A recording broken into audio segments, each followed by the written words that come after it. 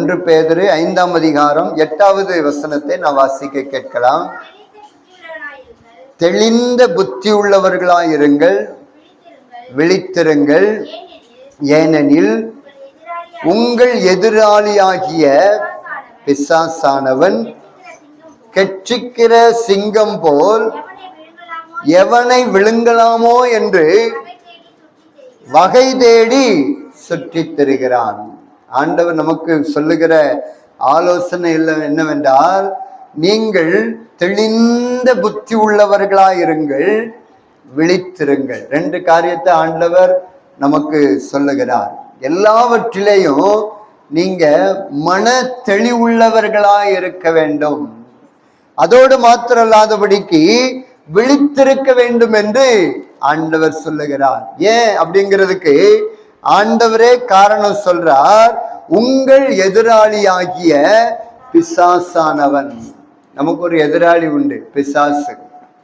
இந்த பூமியில நமக்கு பிசாசை தவிர வேற யாருமே எதிராளி கிடையாது. ஒரே ஒரு எதிராளி, அவன் பிசாசு.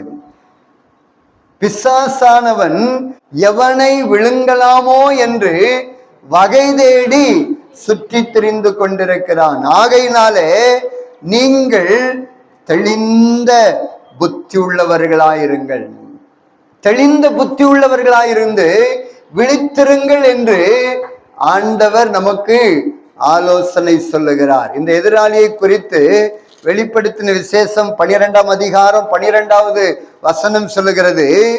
ஆகையால் பரலோகங்களே, அவைகளில் வாசமாய் இருக்கிறவர்களே களி கூறுங்கள், பூமியிலும் சமுத்திரத்திலும் குடியிருக்கிறவர்களே ஐயோ, பிசாசானவன் தனக்கு கொஞ்ச காலம் மாத்திரம் உண்டென்று அறிந்து மிகுந்த கோபம் கொண்டு உங்களிடத்தில் இறங்கினபடியால் உங்களுக்கு ஆபத்து வரும் என்று சொல்ல கேட்டேன். இந்த எதிராளியாகிய பிசாசானவன் என்ன செய்வான் என்றால், நமக்கு ஆபத்துகளை கொண்டு வருவான், ஆபத்துகளை கொண்டு வருவான். ஏன்னா கொஞ்ச காலம் மாத்திரம்தான் அவனுக்கு நாட்கள் குறிக்கப்பட்டிருக்கிறது. கொஞ்ச காலம் இருக்கிறபடியினால அவன் நம்மிடத்துல வேகமாக இறங்கி வருவான். ஏன்னா நம்ம வேகமாய் ஆண்டவருக்காக செயல்பட்டு நிறைய பேரை ஆத்தும ஆதாயம் செய்து பரலோகத்துல சேர்த்திடக்கூடாது, அதை தடுக்கணும் அப்படிங்கிறதுக்காக வேகமாக அவன் நம்மகிடத்துல ஆபத்துகளை கொண்டு வருவான்.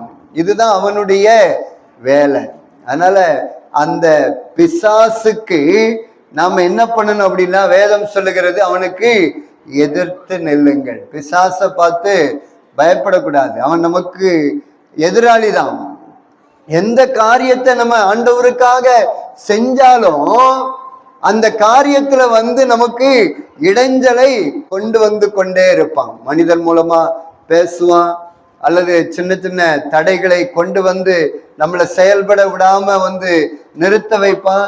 இப்படி ஏதாயிலும் ஒரு விதத்துல சாத்தான் என்ன பண்ணுவான் அப்படின்னா, இடைஞ்சல்களையும் கஷ்டங்களையும் நஷ்டங்களையும் நமக்கு உண்டாக்கி கொண்டே இருப்பான். ஏன்னா அவன் எதிராளி. அவனுடைய வேலையே என்ன அப்படின்னா, யோவான் 10ஆம் அதிகாரம் 10வது வசனத்தை வாசிக்கிற பொழுது, திருடன் திருடவும் கொல்லவும் அழிக்கவும் வருகிறானே அன்றி வேற ஒன்றுக்கும் வரான். இயேசு சொல்றார், அவன் ஒரு திருடன். அந்த திருடனுடைய வேலை என்ன அப்படின்னா, நம்ம கிட்ட இருக்கிறத அழிக்கிறதுக்கு, நம்ம கிட்ட இருக்கிறத பிடுங்கிறதுக்கு, நம்மளை நஷ்டப்படுத்துறதுக்கு தான் அவன் வருவானே தவிர வேற ஒன்றிற்கும் வரான் என்று எழுதப்பட்டிருக்கிறது. ஆகையினால இந்த சாத்தானுக்கு நாம எதிர்த்து நிற்க வேண்டும். சாத்தானுடைய தந்திரங்கள் நமக்கு தெரியும். அதுதான் பவுல் சொல்றார், சாத்தானுடைய தந்திரங்களை நாம் அறிந்திருக்கிறோம். அறிந்தவைகளே. இப்ப நல்ல ஜெபம் பண்ணிட்டு இருக்கிறோம்னு வைங்களா, இந்த ஜெபத்தை தடுக்கிறதுக்கு ஏதாயிலும் ஒரு விதத்துல அவன் உள்ள நுழைவான். ஆண்டவருக்காக நம்ம ஊழியம் செஞ்சுக்கிட்டு இருக்கிறோம். இந்த ஊழியத்தை நிறுத்துறதுக்கு ஏதாயிலும் ஒரு விதத்துல உள்ள நுழைவான். நம்ம மகிமையான ஒரு ஆலயத்தை கட்டிக்கிட்டு இருக்கிறோம். இந்த ஆலய கட்டுமான பணிகளை தடை பண்றதுக்கு ஏதாகிலும் ஒரு விதத்துல சாத்தான் வந்து நுழைவான். ஆனா ஆண்டோடைய பிள்ளைகளாகிய நாம என்ன பண்ணணும் அப்படின்னா, சாத்தானுக்கு எதிர்த்து நிற்க வேண்டும். அதுதான் வந்து நமக்கு வேதம் சொல்லுகிற ஆலோசனை. நான் வாசிக்க கேட்ட அந்த எபேசியர் புஸ்தகத்துல 4ஆம் அதிகாரம் 27வது வசனத்துல எழுதப்பட்டிருக்கிறது, பிசாசுக்கு இடம் கொடாமலும் இருங்கள். பிசாசுக்கு நம்ம இடம் கொடுக்க கூடாது. இடம் கொடுக்காமல் இருக்கணும் அப்படின்னா நாம தெளிந்த புத்தி உள்ளவர்களாக விழித்திருக்க வேண்டும். ஒரு திருட இருக்கிறான் அப்படின்னா ஒரு காவலாளியை பார்த்த உடனே வந்து அவன் அப்படியே போயிடுவான். ஆனா அந்த காவலாளி தூங்கிட்டு இருந்தான் அப்படின்னா எப்படி உள்ள நுழையலாம் அப்படின்னு உள்ள நுழைஞ்சிருவான். அதனாலதான் ஆண்டவர் சொல்றார், நீங்க விழித்திருங்க. இன்னும் இயேசு சொல்றார், சோதனைக்கு உட்படாதபடிக்கு விழித்திருந்து ஜெபம் பண்ணுங்கள். சோதனைக்கு உட்படாதபடிக்கு, அதாவது நீங்க விழித்திருந்து ஜெபம் பண்ணல அப்படின்னா சோதனைக்கு உட்பட்டு விடுவீர்கள். நீங்க விழித்திருந்து ஜெபம் பண்ணுவீர்கள் என்றால் சோதனைக்கு உட்பட மாட்டீர்கள். நம்ம ஜெபம் பண்ணுவோம் அப்படின்னா தேவன் நமக்கு விசேஷித்த பாதுகாப்பை அனுதினமும் கொடுப்பார். நம்ம ஜெபம் குறைஞ்சிட்டது அப்படின்னா தேவனுடைய பாதுகாப்பு எடுக்கப்படும். அதனாலதான் இடைவிடாம ஜெபம் பண்ணுங்க, ஜாக்கிரதையாயிருங்கள். ஜெபம் பண்ணுவதற்கு என்றெல்லாம் ஆண்டவர் நமக்கு எழுதி கொடுத்திருக்கிறார். ஆகையினால இன்னைக்கு சாத்தான ஜெயிப்பதற்கு ஒரே ஒரு வழி ஜெபம் மாத்திரமே. ஜெபத்தை தவிர வேற ஒன்றுக்கும் சாத்தான் வந்து பயப்படவே மாட்டான். அதனால ஆண்டவர் இன்னைக்கு நமக்கு சொல்ற ஆலோசனை, உங்கள் எதிராளியாகிய பிசாசானவன் எவனை விழுங்கலாமோ என்று வகை தேடி அவன் சுற்றி திரிந்து கொண்டிருக்கிறான். கொஞ்ச காலம் மாத்திரம்தான் அவனுக்கு இருக்குது அப்படிங்கிறத அறிந்து அவன் வேகமா வந்து கொண்டிருக்கிறான். அதனால நமக்கு ஆபத்து வரும் அப்படின்னு ஆண்டவர் எச்சரிக்கிறார். இந்த ஆபத்து நம்மளை நெருங்காதபடிக்கு இருக்க வேண்டும் என்றால் நமக்கு தேவை ஜெப பாதுகாப்பு. சோதனைக்கு உட்படாதபடிக்கு நீங்கள் விழித்திருந்து ஜெபம் பண்ணுவீர்கள் என்றால் தேவனுடைய பாதுகாப்பு உங்களுக்கு உண்டாகும். இன்னைக்கு நம்ம எவ்வளவு நேரம் ஜெபம் பண்றோம்? ஆண்டவர் நம்ம கிட்ட எதிர்பார்க்கிறது குறைந்தது ஒரு நாளைக்கு 1 மணி நேரத்தையாவது ஆண்டவர் எதிர்பார்க்கிறார். இந்த 1 மணி நேர ஜெபம் நம்மிடத்துல உண்டா? ஜெபம் நமக்கு வேணும். ஜெபம் இருந்தாதான் நாம பாதுகாக்கப்படுவோம். ஜெபம் இருந்தாதான் நம்ம குடும்பம் பாதுகாக்கப்படும். ஜெபம் இருந்தா நம்ம பிள்ளைகள் பாதுகாக்கப்படுவார்கள். ஜெபம் இல்லை அப்படின்னா சாத்தா என்ன பண்ணுவான்? உள்ள நுழைஞ்சிருவான். உள்ள நுழைஞ்சு நமக்கு ஆபத்தையும் வேதனையும் கண்ணீரையும் நஷ்டத்தையும் வந்து உண்டாக்குவான். அதுல நீங்க பாத்தீங்க அப்படின்னா கர்த்தருக்காக வாழணும், ஊழியத்துல உண்மையா இருக்கணும், ஆலய காரியங்கள்ல அதிகமா செயல்படணும் அப்படின்னு யாரு முன்னாடி நிக்கிறாங்களோ அவங்களதான் வந்து சாத்தா என்ன பண்ணுவான்? முதல்ல போய் தாக்குவான். அவங்கள அவ்வளவு சீக்கிரத்துல வந்து விட்டுற மாட்டான். ஏன் அப்படின்னா நாம பண்ற பணி அவனுடைய ராஜ்யத்தில் இருக்கிற மக்களை நம்ம என்ன பண்றோம்? ஆண்டோடைய ராஜ்யத்துக்கு கொண்டு வர்றோம். நரகத்துக்கு நேரா ஓடிக்கிட்டு இருக்கிற ஆட்களை நம்ம என்ன பண்றோம்? பரலோகத்திற்கு நேரா திருப்புறோம். இந்த வேலையை நம்ம செய்கிறதுனால சாத்தா என்ன பண்ணுவோம் அப்படின்னா நம்ம கிட்ட வேகமா வருவான். அதனால நமக்கு எது தேவை அப்படின்னா அதிகமான ஜெபம் நமக்கு தேவை. ஆண்டவருக்காக செயல்படணும் அப்படின்னு நீங்க நினைச்சீங்கன்னா முதல்ல உங்களுடைய ஜெப நேரத்தை அதிகரிக்க வேண்டும். அப்பந்தான் வந்து ஆண்டவருக்காக வந்து செயல்பட முடியும். ஏன்னா எதிராளி ஒருத்தர் இருக்கிறான். அந்த எதிராளி வந்து வகை தேடி சுற்றி தெரிந்து கொண்டிருக்கிறான். சந்தர்ப்பம் பார்த்துக்கிட்டே இருக்கிறான். எப்போ சமயம் கிடைக்கும், எப்போ சமயம் கிடைக்கணும், எப்போ இவங்களை வந்து விழத்தள்ளிடலாம், எப்படி வீழ்த்திடலாம் அப்படின்னு சமயம் பார்த்து கொண்டே இருப்பான். அவனுக்கு வந்து எந்த சூழ்நிலையிலும் சரி கர்த்தருடைய பிள்ளைகளாகிய நாம் இடம் கொடுக்கவே கூடாது. அதனாலதான் இயேசு சொல்றார், இவ்வகையான ஜாதி பிசாசு உபவாசத்தினாலும் ஜெபத்தினாலும் அன்றி உங்களை விட்டு போகாது.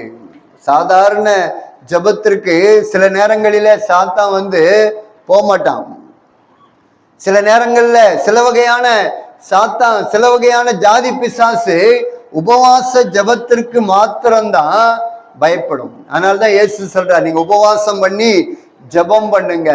நீங்க உபவாசம் பண்ணி ஜெபிப்பீர்கள் என்றால் சாத்தான் வந்து உங்களை விட்டு ஓடியே போயிடுவான்.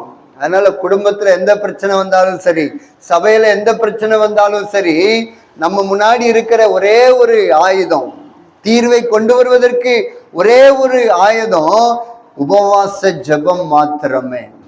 இந்த உபவாச ஜெபத்தை நம்ம ஒழுங்கும் கிரமமாக ஒவ்வொரு பிள்ளைகளும் நம்ம வாழ்க்கையில கடைபிடிக்க வேண்டும். அப்பதான் நம்ம எதிராளியை வந்து ஜெயிக்க முடியும், எதிராளியை வீழ்த்த முடியும். இல்லை அப்படின்னா அவன் நம்மளை டிஸ்டர்ப் பண்ணிக்கிட்டே தான் இருப்பான். நம்ம குடும்பத்திற்குள்ள இருக்கிற சமாதானத்தை எடுப்பான், ஆரோக்கியத்தை எடுப்பான், வியாபாரத்துல வருமானத்துல கை வைப்பான்.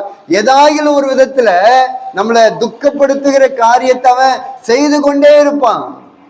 நாம சரியா ஜெபம் பண்ணி கொண்டே இருப்போம் என்றால் ஆண்டவர் சோதனைக்குள்ள நம்மை அனுமதிக்கவே மாட்டார். ஆண்டவர் விசேஷித்த பாதுகாப்ப நமக்கு கட்டளையிடுவார். நம்ம என்னைக்கு ஆண்டவரை ஏற்றுக்கொண்டு ஆலயத்திற்கு வர ஆரம்பித்தோமோ அன்னைக்கே ஆண்டவர் நம்ம ஒவ்வொருத்தருக்கும் விசேஷித்த பாதுகாப்பை வைத்திருக்கிறார். நம்மளை பாதுகாப்பதற்காக மிகாவேல் தூதர்கள் உண்டு.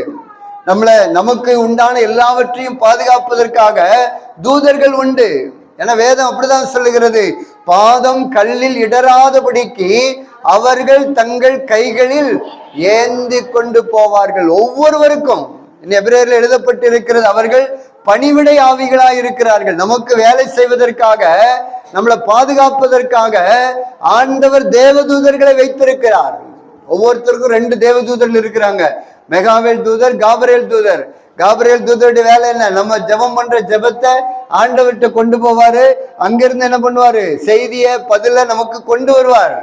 நம்மளை பாதுகாப்பதற்காக ஆண்டவர் மெகாவேல் தூதர்களை வைத்திருக்கிறார். அவங்க அனுமதி இல்லாம வந்து சாத்தான் உள்ள நுழையவே முடியாது. அவன் வெளியே இருந்து எட்டி எட்டி பார்த்துக்கிட்டே இருப்பான். ஆண்டவர்கிட்ட போய் ஒவ்வொரு நாளும் பேசுவான். யோபுவை பத்தி பேசுனது போல, எனக்கு கொஞ்சம் அனுமதி கொடுங்க, எனக்கு கொஞ்சம் அனுமதி கொடுங்க. நீங்க சரியா ஜெபத்துல இருப்பீங்க அப்படின்னா சோதனைக்கு உட்பட மாட்டீங்க. ஆண்டவர் அனுமதிக்க மாட்டார். ஆண்டவருடைய பாதுகாப்பு உங்களுக்கு எப்போதும் இருக்கும். நீங்க ஜெபம் பண்றத மறந்துட்டீங்க அப்படின்னா தேவன் அனுமதிச்சிருவார். இன்னைக்கு நிறைய பேர் எப்ப ஜெபம் பண்றாங்க அப்படின்னா கஷ்டத்துல தான் ஜெபம் பண்றாங்க. ஒரு வியாதி வந்தா ஜெபம் பண்றாங்க. ஆனா ஆண்டவர் எப்படி விரும்புறாருன்னா எல்லா நேரத்திலையும் எல்லா நேரமும் ஒரே மாதிரி நம்ம ஜெபம் பண்ணணும். இன்னைக்கு நிறைய பேருடைய உபவாச ஜெபம் எப்போ வருகிறது அப்படின்னா ஏதாவது ஒரு கஷ்டம், ஏதாவது ஒரு நஷ்டம், ஏதாவது ஒரு வியாதி வந்தா உபவாசம் இருந்து ஜெபம் பண்ணுவாங்க. ஆனா ஆண்டவர் சொல்ற காரியம், நாம ஒழுங்கும் கிரமமா உபவாச ஜெபத்தை ஏறெடுக்க வேண்டும். அதுக்கு ஒரு காரியம் வந்து இயேசுவே சொல்றாரு, பரிசேயனுடைய நீதியை காட்டிலும் உங்கள் நீதி அதிகமாயிராவிட்டால் தேவனுடைய ராஜ்யத்தில் பிரவேசிக்க மாட்டீர்கள். அந்த பரிசேயனுடைய நீதி என்ன அப்படின்னா வாரத்துல 2 முறை உபவாசம் பண்ணி ஜெபம் பண்ணுவாரு. அந்த பரிசேயனே சொல்றான், நான் வாரத்துல 2 முறை உபவாசம் பண்ணி ஜெபம் பண்றேன், என் தசோபாகத்தெல்லாம் வந்து நான் ஆண்டவருக்காக கொடுக்கிறேன். இது பரிசேயனுடைய நீதி. ஆண்டவர் சொல்றார், இந்த நீதியை விட உங்கள் நீதி அதிகமா இருக்க வேண்டும். வாரத்துல 2 முறைக்கு மேல உபவாசம் பண்ணி ஜெபம் பண்ணுமா. அப்படி நம்ம ஜெபம் பண்ணுவோம் அப்படின்னா சாத்தான் நம்ம பக்கத்திலேயே வரமாட்டான். இன்னைக்கு எத்தனை நாள் உபவாசம் பண்ணி ஜெபம் பண்றீங்க? அட்லீஸ்ட் ஞாயிற்றுக்கிழமையாவது காலையில சாப்பிடாம உபவாசத்தோடு கூட ஆலயத்திற்கு வருவதற்கு பழகுங்கள். நிறைய பேர் உபவாச ஜெபமே பண்றதில்லை. அதனால்தான் இன்னைக்கு நிறைய பேருடைய குடும்பத்துல பிரச்சனை, போராட்டம், கண்ணீர், நஷ்டம், இழப்பு, வேதனை இதுதான் இருக்குது நிறைய கிறிஸ்தவ குடும்பங்கள்ல. நீங்க உபவாசம் பண்ணி ஜெபம் பண்ணுவீங்க அப்படின்னா உங்கள் எதிராளியாகிய பிசாசானவன் உங்ககிட்ட வரவே மாட்டான். எல்லா பிரச்சனைக்கும் காரணம் யார் அப்படின்னா சாத்தான் ஒருவன் மாத்திரமே. உங்க பக்கத்து வீட்டுக்காரங்கள்லாம் வந்து எதிராளி கிடையாது. ஆனா உங்களை டிஸ்டர்ப் பண்றதுக்காக, உங்களை கஷ்டப்படுத்துறதுக்காக அவன் என்ன பண்றான்னா பக்கத்து வீட்டுக்காரங்க மூலமா வரான், உங்க சொந்த பந்தம் மூலமா வரான், வேலை செய்யற இடத்துல யாரோ ஒருத்தர் மூலமா வரான். சாத்தான் வரான். சாத்தான் தான் அவங்கள தூண்டி விடுறான். அதனால நாம் உபவாசம் பண்ணி ஜெபம் பண்ணினால் சாத்தான் நம்ம கிட்ட வரவே மாட்டான். நான் ஒரு புக்கில் ஒரு சம்பவத்தை நான் படித்தேன். ஒரு ஜவுளி வியாபாரம் பண்ற ஒருத்தர் வியாபாரத்துக்காக போனாராம். அவருடைய வேலை என்ன அப்படின்னா, ஒரு ஊரா போயிட்டு வந்து வியாபாரம் பண்ணுவார். வீட்டுல இருந்து போனார் அப்படின்னா ஒரு வாரம் வந்து அவர் எங்கேயாவது ஒரு ஏரியால வியாபாரம் பண்ணிட்டு மறுபடியும் வீட்டுக்கு ஒரு வாரம் கழிச்சு தான் போவாராம். ஒரு ஊருக்கு அவர் வியாபாரத்துக்கு போகும்போது வியாபாரத்தெல்லாம் முடிச்சுட்டு அங்க ஊருக்கு வெளியே இருக்கிற ஒரு மண்டபம் மாதிரி பழைய காலத்து அந்த கட்டடம் ஒண்ணு இருந்திருக்குது. அதுல என்ன பண்ணிருக்கிறாருன்னா நல்லா ஜபம் பண்ணிட்டு படுத்து தூங்கி இருக்கிறார். இப்ப இதை வந்து ஒரு திருடன் என்ன பண்ணியிருக்கிறான்னா வந்து எப்படியாவது இந்த ஜவுளி வியாபாரத்திட்ட இருக்கிறதெல்லாம் வந்து பிடிங்கிடணும், திருடிடணும் அப்படின்னு முயற்சி பண்ணியிருக்கிறான். இவர் நல்ல கிறிஸ்தவ சகோதரர்.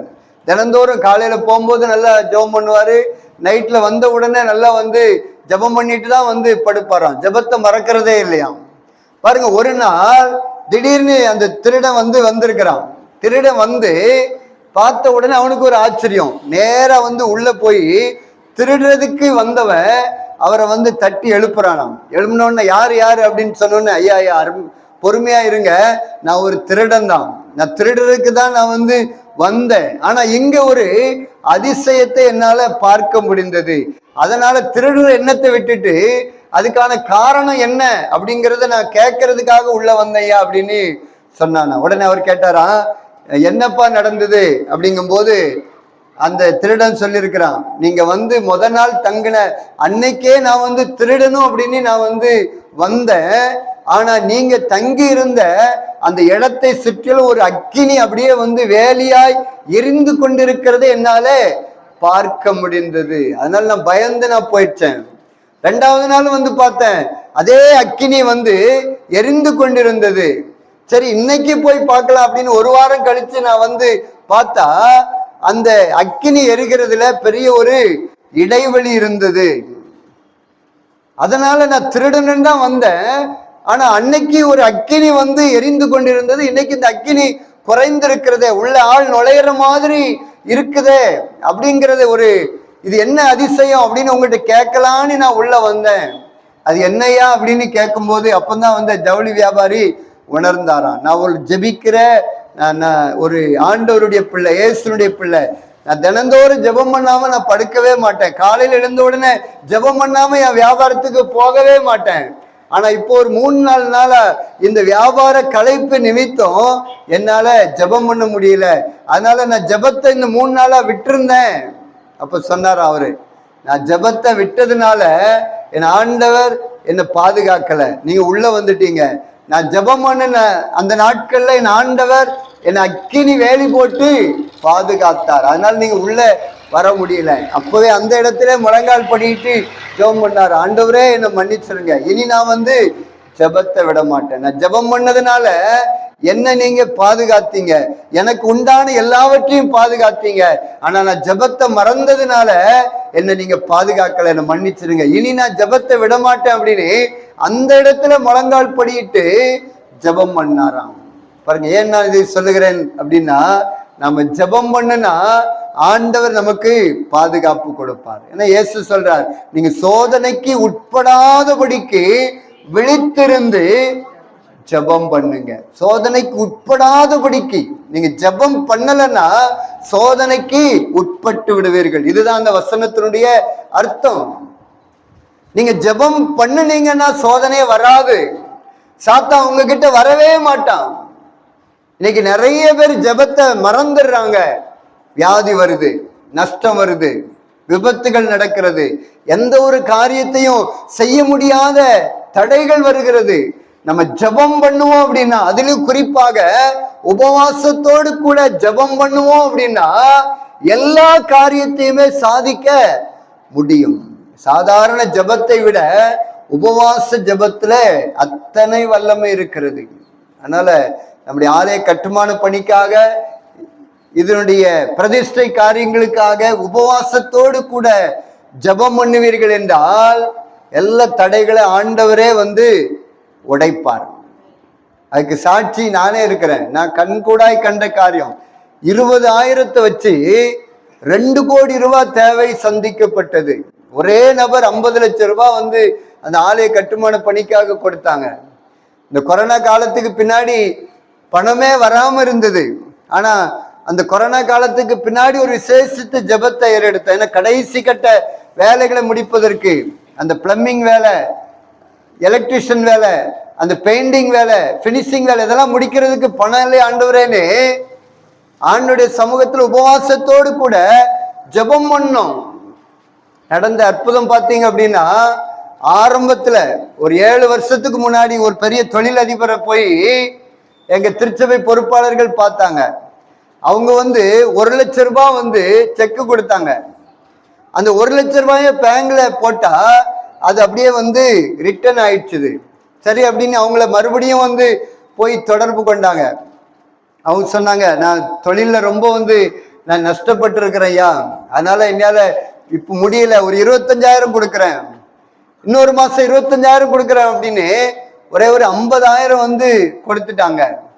பாருங்க, அந்த கடைசி அந்த பினிஷிங் வேலைக்காக நாங்க உபவாசத்தோடு கூட ஜெபம் பண்ணுகிற பொழுது பாருங்க, 1 லட்சம் கொடுக்க முடியாத அந்த ஐயா மறுபடியும் எங்களுடைய ஆலய பொறுப்பாளர்களை தொடர்பு கொண்டு, நான் உங்க சபைக்கு செய்யணும் அப்படின்னு நினைக்கிறேன், இப்ப என்ன தேவைப்படுது? இவங்க சொன்னாங்க, இப்ப எலக்ட்ரிக் பொருள் தேவைப்படுது, பெயிண்டிங் ஐட்டங்கள்லாம் தேவைப்படுது அப்படின்னு சொன்ன உடனே அந்த முழு காரியத்தையும் நானே பொறுப்பெடுத்துக்கிறேன் அப்படின்னு 21 லட்சம் ரூபாய்க்கு அவங்க என்ன பண்ணாங்க அப்படின்னா, பெயிண்ட், எலக்ட்ரிக் வேலை, அந்த கடைசி கட்ட பணிக்காக எல்லா பொருட்களையும் அவங்களே வாங்கி கொடுத்தாங்க. பாருங்க, கொரோனாவுக்கு பின்னாடி என்ன செய்யறது அப்படின்னு தெரியாத ஒரு சூழ்நிலை, அப்படியே விட்டுறலாமா அப்படிங்கிற சூழ்நிலைலாம் வந்தது. ஆனாலும் ஜெபம் காரியத்தை வெற்றியாய் முடிய பண்ணினது. 1 லட்சம் ரூபாய் கொடுக்க முடியாத அந்த ஐயா கூப்பிட்டு 21 லட்சம் ரூபாய் அந்த ஆலயத்திற்காக கொடுத்தாங்க. நடந்தது சொல்லி கொண்டிருக்கிறேன். ஆகையினால ஜெபம் எல்லாவற்றையுமே செய்யும். அதிலும் உபவாச ஜெபம் எல்லாவற்றையுமே சாதிக்கும். என் பொறுப்பாளர் எனக்கு போன் பண்ணாங்க, தம்பி கொஞ்சம் வேலை அப்படியே நிக்குது, நீ ஒரு உபவாச ஜெபம் நடத்து. இனி அவங்க கூப்பிடுவாங்க. ஆரம்ப நாட்கள்ல இருந்தே பவுண்டேஷன் போடும்போது ஒரு உபவாச ஜெபம், செங்கல் கட்டுமான பணிக்கு ஒரு உபவாச ஜெபம், மோல்டிங்க்கு ஒரு உபவாச ஜெபம், பூசுற வேலைக்கு ஒரு உபவாச ஜெபம், அதுக்கு பின்னாடி கோபுர வேலை ஆரம்பிக்கிற பொழுது உபவாச ஜெபம், ஒவ்வொன்றுக்காக ஜெபம் ஜெபம் ஜெபம் ஜெபத்தினாலே அந்த ஆலயம் கட்டப்பட்டது. எனக்கு அந்த ஒரு சாட்சி இன்னும் அந்த அப்படியே அந்த மனசுல இருந்துகிட்டே இருக்குது. ஒரு முறை கூப்பிட்டாங்க, நாளைக்கு ஒரு உபவாச கூட்டம் நடத்த முடியுமா? சரி அப்படின்னு போனேன். அங்க போய் ஒரு உபவாச கூட்டத்தை நடத்தணும். அதாவது ஜல்லி, மண்ணு, இந்த தேவைகள் எல்லாம் இருந்தது, பணம் எதுவுமே இல்லை. பாருங்க, நான் உபவாசத்தோடு கூட ஜெபம் பண்ணோம். அந்த ஜெபத்திற்கு வந்திருந்த ஒரு சின்ன குழந்தை, ஒரு 3 வயசு தான் இருக்கும், அந்த குழந்தை கூட ஜெபம் பண்ணிச்சது, ஆண்டவரே எங்களுக்கு எங்க ஆலய கட்டுறதுக்கு ஜல்லி வேணும் அப்படின்னு. எல்லாருடைய கண்கள்ல அந்த ஜெபத்தை கேட்டு தண்ணி வந்தது. நம்ம ஆண்டவர் சும்மா இருப்பாரா? பாத்தீங்கன்னா மறுநாள் காலையில ஒரு கிரஷர்கார் போன் பண்ணி, உங்க ஆலயத்திற்கு எவ்வளவு ஜல்லி வேணும் நான் அனுப்புறேன் அப்படின்னு சொல்லி, பாருங்க காலையில 10 மணிக்குள்ள பெரிய டிப்பர்ல ஆலயத்துக்கு முன்னாடி 2 லோடு ஜல்லி கொண்டு கொட்டப்பட்டது. எந்த பணமுமே இல்லை. ஜெபத்தினாலே காரியத்தை சாதிக்க முடிந்தது. ஜெபத்தினாலே எல்லாமே முடியும். ஜெபத்தினாலே சாதித்தவர்கள் ஏராளமான பரிசுத்தவான்கள் வேதத்தில் ஆண்டவர் நமக்காக எழுதி கொடுத்திருக்கிறார்.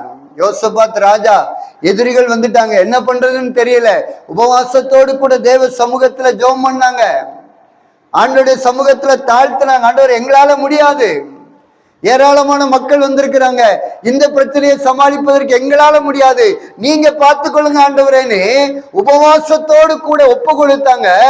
தேவன் சொன்னார், இந்த யுத்தம் உங்களுடையதல்ல, என்னுடையது, நான் பார்த்துக்கிடுறேன். யார் யாரெல்லாம் எழும்பி வந்தாங்களோ அவங்கள ஒருத்தரை கூட ஆண்டவர் தப்ப விடவில்லை. உபவாச ஜெபம் கிரியை செய்யும். நம்மளை விட்டு கொடுத்துடணும். ஆண்டவர் இது எங்களால முடியாது, எழும்பி வர்றாங்க, எழும்பி பேசுறாங்க, எங்களை வீழ்த்திருன்னு நினைக்கிறாங்க, நீங்க பார்த்துக்கிடுங்கப்பா. ஆண்டவர் இறங்கினார் அப்படின்னா, ஒரு தேவதூதன் ஒரு ராத்திரியில 1,85,000 பேரை சங்கரித்தான். ஆண்டவர் இறங்கிட்டார் அப்படின்னா ஒண்ணுமே மிஞ்சாது. ஆண்டவர் இறங்காதது வரைக்கும் பரவாயில்ல. ஆண்டவர் செயல்பட ஆரம்பித்தார். யோசபாத்திற்கு விரோதமா எழும்பி வந்தவர்கள் ஒருத்தர் கூட இல்லை. எசேக்கியா ராஜா ஆலயத்துல போய் ஜெபம் பண்றார், ஆண்டவரே இந்த ரப்சாக்கே எனக்கு விரோதமாக செயல்படுகிறான், நீங்க பார்த்து கொள்ளுங்கப்பா, நிருபத்தை வச்சார், நீங்களே பொறுப்பு அப்படின்னு வச்சுட்டு போயிட்டாரு. ஆண்டவர் ஒரு தேவதூதன் அனுப்பினார். எசேக்கியா ராஜாவுக்கு விரோதமா எழும்பி வந்த ஒருவரையும் விடல, 1,85,000 பேரை ஒரே ராத்திரியில ஒரு தேவதூதன் சங்கரித்தான். அதே தேவதூதன் நமக்கு உண்டு, நமக்காகவும் தேவனாலே அனுப்ப முடியும். ஆண்டவர் நம்ம கிட்ட எதிர்பார்க்கிற காரியம் உபவாச ஜெபத்தை எதிர்பார்க்கிறார். என்ன பிரச்சனை வந்தாலும் பயப்படாதுங்க, நமக்கு ஜெபம் இருக்கிறது. ஜெபம் என்கிற ஆயுதத்தினாலே சாதிக்க முடியும். சூசா நகரமே கலங்கினது. எஸ்தர் ராஜாத்தி, மொர்தகாய், எஸ்தர் ராஜாத்தினுடைய தோழிகள் உபவாசத்தோடு கூட தேவனை நோக்கி பார்த்தார்கள். தேவன் காரியத்தை மாறுதலாய் முடிய பண்ணினார். ஒரே ஒரு ஆமான் இந்த யூத குலத்தை வீழ்த்தணும்னு நினைச்சான். ஆனா எந்த ஆமான் எழும்பினானோ அந்த ஆமான் வீழ்த்தப்பட்டான். தேவனுடைய காரியத்துல யாரு எதிரா வராங்களோ அவங்க வீழ்த்தப்படுவார்கள். உபவாச ஜெபத்தினாலே அது முடியும்.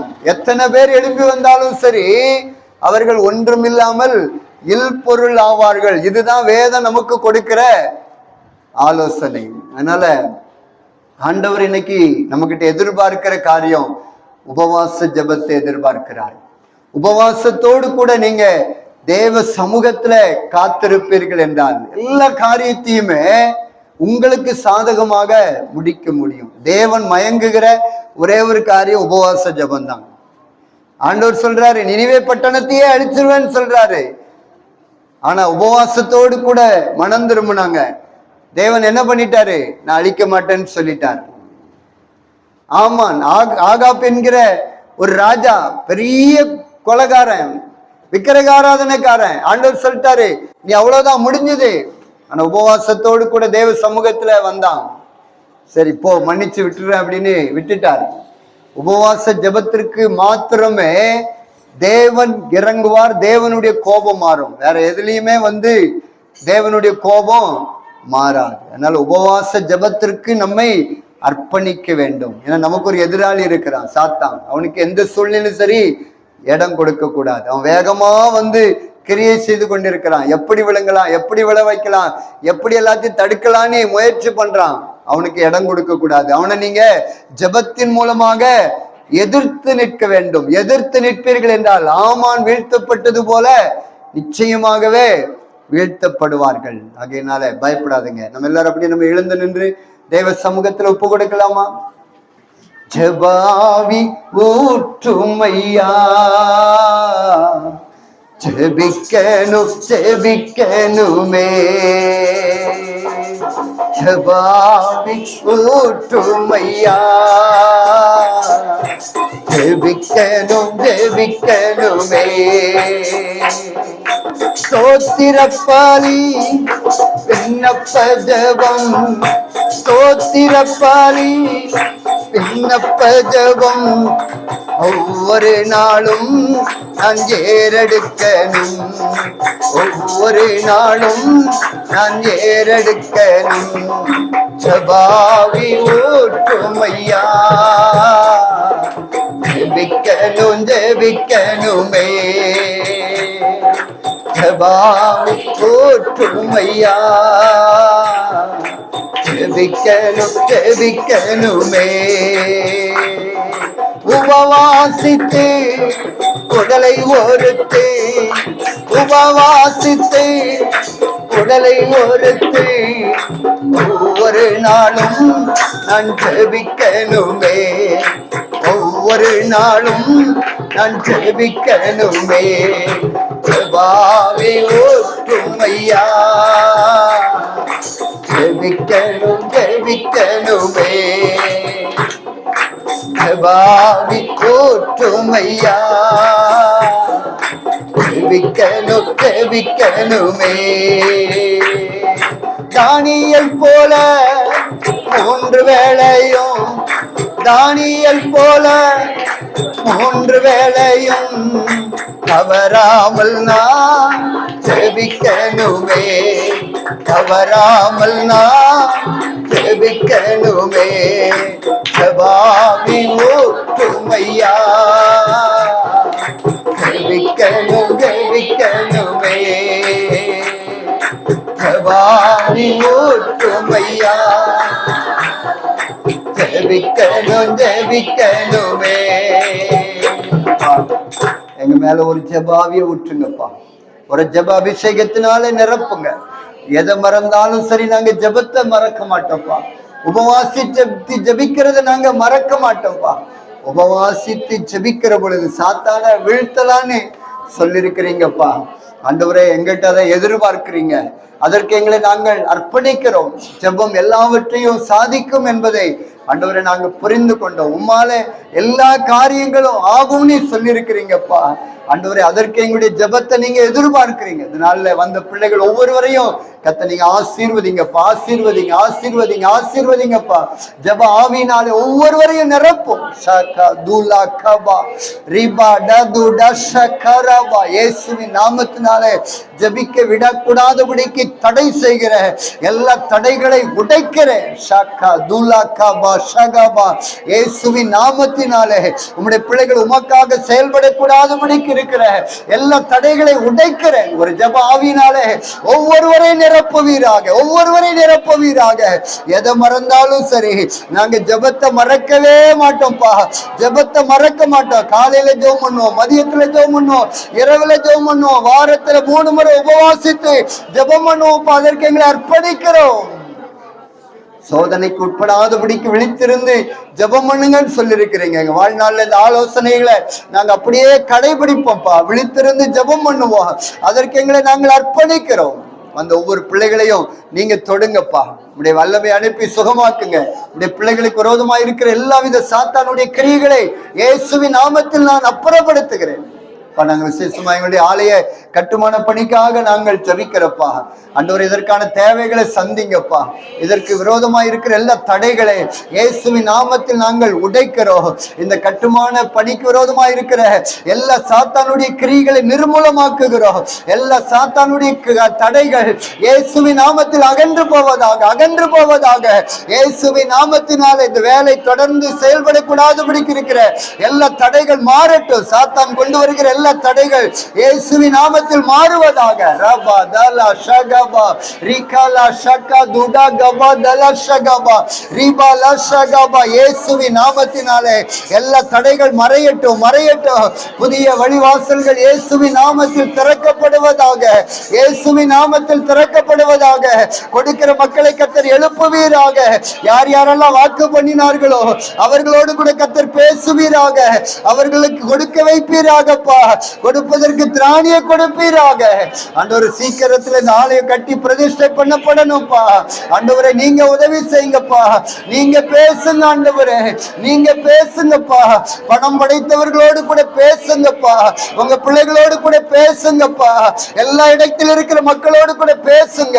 இங்கிருந்து வெளி ஊர்களில் இருக்கிற, வெளி மாநிலத்தில் இருக்கிற, வெளி பட்டணத்தில் இருக்கிற ஒவ்வொருவரோடு கூட பேசுங்க. வெளிநாடுகளில் இருக்கிற ஒவ்வொருவரோடு கூட பேசுங்கப்பா. பேசி ஆண்டவரே, ஆலயத்தை குறித்து ஞாபகப்படுத்துங்க. ஆலயத்தை குறித்து ஞாபகப்படுத்துங்கப்பா. அதிகமாய் கொடுக்க உதவி செய்வீராக. ஷகா துகபா ஷகபா ரிபலா ஷகா துடா கபா ஷகபா பாபா. எல்லா தேவைகளை கர்த்தர் சந்திக்க போகிறதற்காய் நன்றி அப்பா. நன்றி, நன்றி. சீக்கிரத்துல நீங்க பிரதிஷ்டை பண்ணி தர போகிறதற்காய் நன்றி.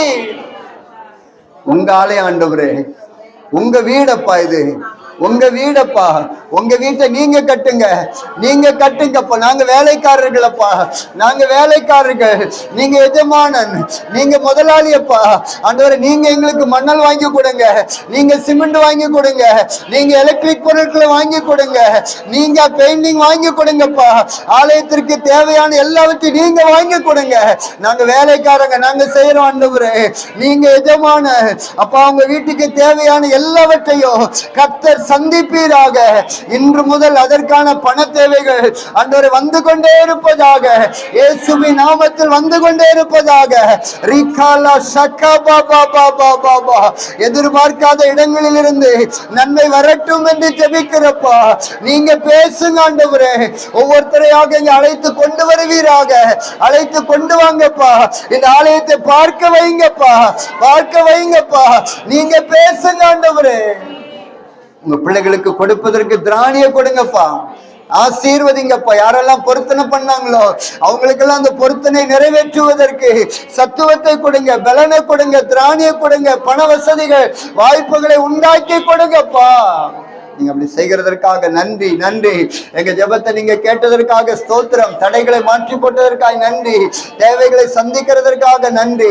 அனுதினமும் அனுதினமும் அனுதினமும் கட்டுமான படிக்கான தேவைகளை எஜமானனே நீங்க கொடுத்து கொண்டிருக்க போகிறதற்காக நன்றி. முதலாளியை நீங்க கொடுத்து கொண்டிருக்க போகிறதற்காக நன்றி, நன்றி, நன்றி, நன்றி.